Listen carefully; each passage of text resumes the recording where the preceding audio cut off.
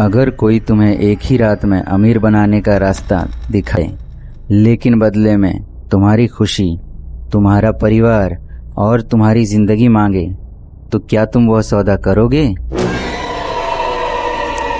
ऐसी ही एक कहानी थी अंकुश मिश्रा की। तो चलिए शुरू करते हैं आज के इस खौफनाक कहानी को। अंकुश मिश्रा रेलवे में टिकट कलेक्टर थे। छोटी सी नौकरी, सीमित आमदनी और बड़े बड़े सपने।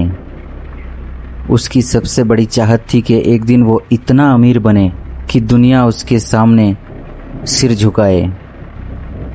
उसकी पत्नी निहारिका एक शांत स्वभाव की धार्मिक और पारिवारिक पत्नी थी। वह हमेशा कहती थी, मेहनत से कमाया हुआ छोटा धन भी सबसे बड़ा सुख देता है।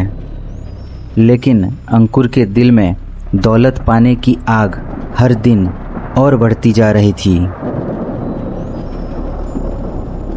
एक रात ट्रेन में ड्यूटी के दौरान उसकी मुलाकात एक अजीब साधु से हुई।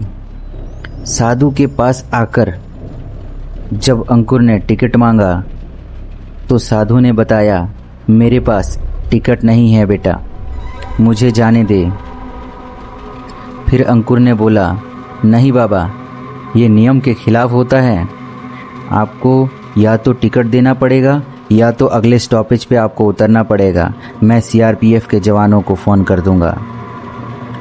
साधु ने उसकी आंखों में गहराई से देखा और धीमी आवाज में कहा, तू बहुत पैसा चाहता है ना?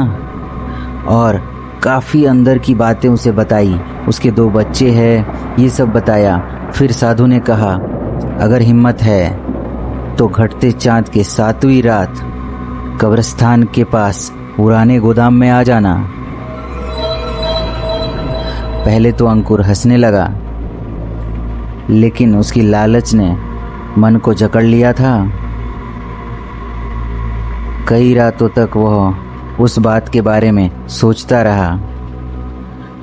आखिर में तय हुआ कि ठीक 12 बजे पुराने गोदाम के पास पहुंचना है।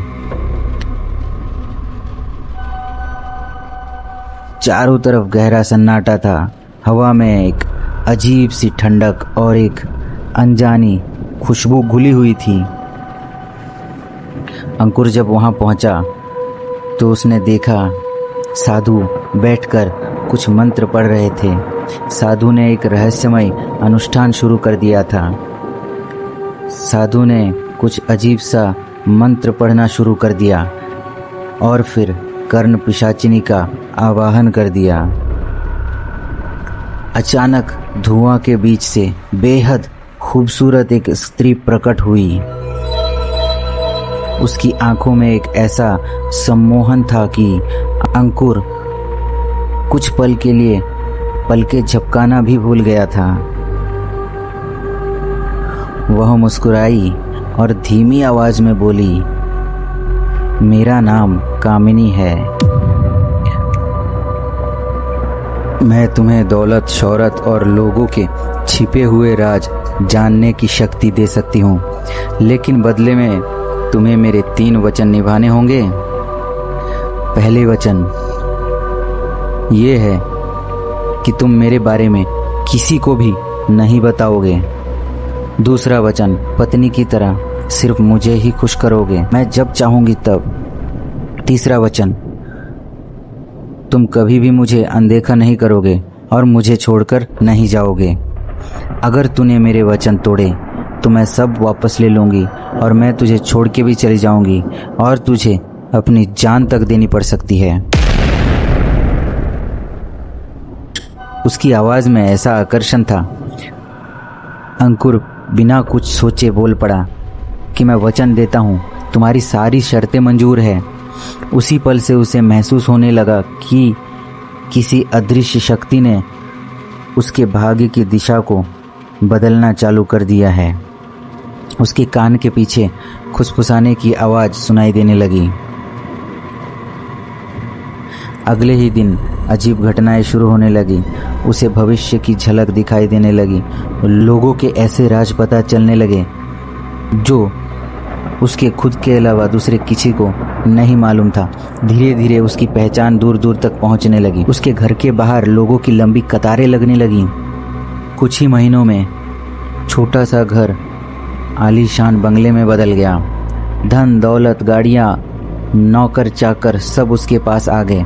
लेकिन हर रात 12 बजे कामिनी की परछाई उसके सामने आ जाती थी और अंकुर कर्ण पिशाचिनी की खूबसूरत माया में उलझकर उसके पीछे पीछे चल देता था और धीरे धीरे वह दोनों अपनी प्रेम लीलाओं में मगन हो जाते थे। ऐसे ही कई महीने चलने के बाद निहारिका को महसूस होने लगा कि अंकुर अब कुछ पहले से बदला हुआ लग रहा है। वह परिवार से दूर होता जा रहा था। उसने अंकुर को समझाया कि हर चीज़ पैसा ही नहीं होता, हर चीज़ को पैसे से खरीदी नहीं जा सकती। लेकिन अंकुर को अब किसी की सुनने में कोई दिलचस्पी नहीं थी। उसने एक दिन अपने घर के अंदर से मंदिर को भी हटवा दिया। कुछ समय बाद उसका बेटा रोहित, जो कि 8 साल का था, उसका तबीयत अचानक बहुत खराब हो चुका था। निहारिका रोते हुए बोली, चलो मेरे साथ हॉस्पिटल।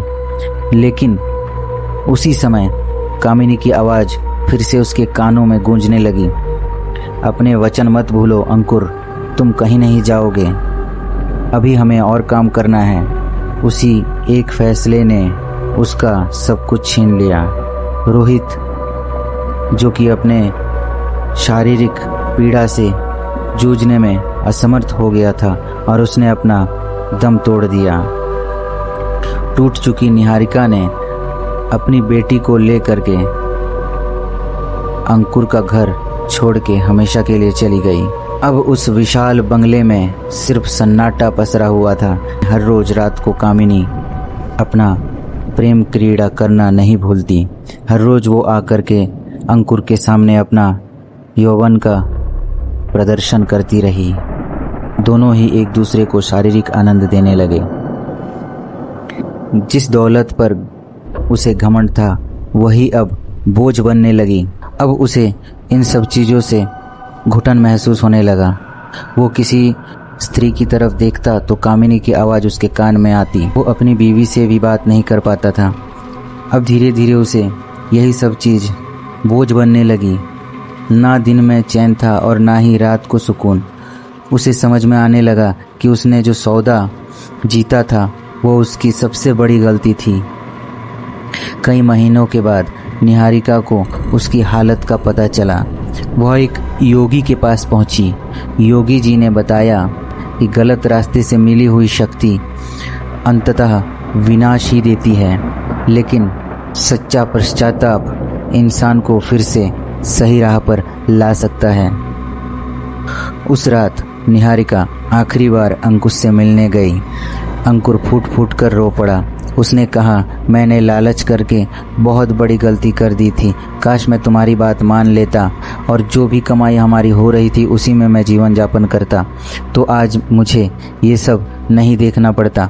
उन बाबा ने एक ताबीज़ भी दिया था और घर पे आने के बाद एक यज्ञ किया। यज्ञ करने के बाद कर्ण पिशाचिनी से उसे मुक्ति तो मिल गई, लेकिन अब भी रात को सपने में उसे उसका आभास जरूर मिलता है। अगली सुबह उसने नई जिंदगी शुरू करने का फैसला लिया। अब उसके लिए सबसे बड़ी दौलत पैसा नहीं बल्कि उसका परिवार था, सच्चाई और ईमानदारी थी। पुराने गोदाम के पास आज भी रहस्यमयी मुस्कान गूंजती है और जो भी लालच में वहां पहुंचता है, कामिनी आज भी उसका इंतजार कर रही होती है।